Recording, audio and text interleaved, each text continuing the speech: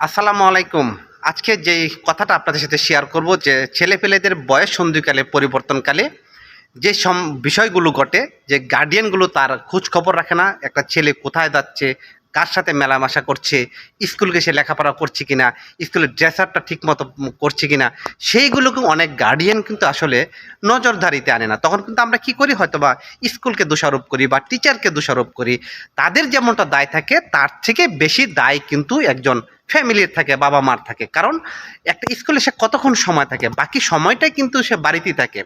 এখানে কিন্তু আমার দুটি কথা, যেমন একটা উদাহরণ দিয়ে বলি, আমি আজকেও আমার ছেলেটা ঘাগটিচালা উচ্চ বিদ্যালয়ে লেখাপড়া করে ক্লাস 9ম শ্রেণীতে পড়ে। যেই স্কুলে যেই সেশনে বর্তমানে শ্রেণীতে প্রায় 93 জন স্টুডেন্ট সেখানে আছে, সেই ক্লাস 9-এ তার রোল নং ছিল 8।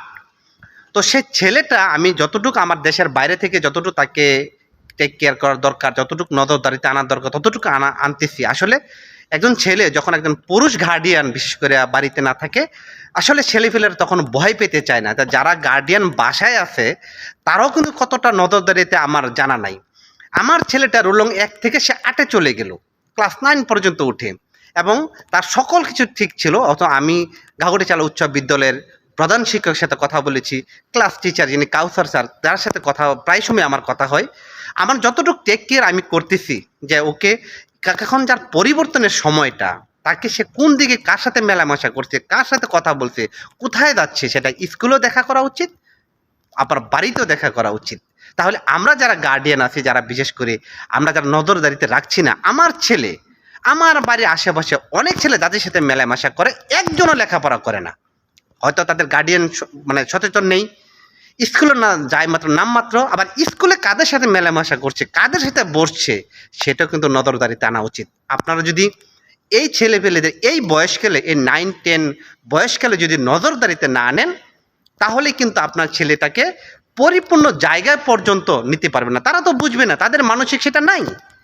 সে মজা করতেছে, তার লেখাপড়ার দরকার নেই, সে একটু এনজয় করতেছে, সে কারোর সাথে খেলতেছে, কথা বলতেছে, কোথায় ঘুরতে চলে যেতেছে, সেটা আপনার আমি হয়তো বা জানি না। কিন্তু এই সময়টাকে প্রত্যেকটা গার্জিয়ানের, স্কুল টিচারটা যেমন নজরদারি রাখা উচিত তার স্কুলে থাকাকালীন, ঠিক যখন বাসায় থাকে তখন প্রত্যেকটা পরিবারের বাবা মার দায়িত্ব তার সন্তানকে এইভাবে নজরদারিতে রাখা উচিত।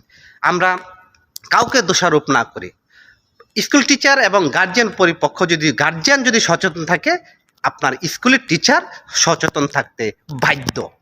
তাই আসুন আমাদের ছেলে মেয়েরা যারা 9-10 পর্যন্ত উঠে গিয়ে যারা বিচ্ছিন্ন হয়ে যাচ্ছে, বয়স সন্ধিকালের পরিবর্তনের কারণে বিভিন্ন জায়গায় মেলামেশা করে যাচ্ছে, খেলাধুলায় আগ্রহ হয়ে যাচ্ছে, বিভিন্ন সাইডে চলে যাচ্ছে, মোবাইলে আসক্ত হয়ে যাচ্ছে, বিভিন্ন গেমে আসক্ত হয়ে যাচ্ছে, সেইগুলো থেকে কিভাবে বিরত রাখা যায়, অবশ্যই স্কুল টিচারের সাথে পরামর্শ করে একটা প্ল্যানিং করার দরকার। কারণ এখানেই তার একটা বছর বলে ম্যাট্রিক পরীক্ষা, এখানে তার জীবনকে একটা জায়গা নেওয়ার একটা জায়গা। তাই এখানে আসুন আমরা আমাদের ছেলে মেয়েদেরকে প্রত্যেকে টিচারের সাথে সমন্বয় করে গার্ডিয়ানরা একটু নজর রাখি, সবাই সবারটা যদি নজরদারিতে রাখি, তাহলে কোনো ছেলে মেয়ে খারাপ হওয়ার সুযোগ নেই।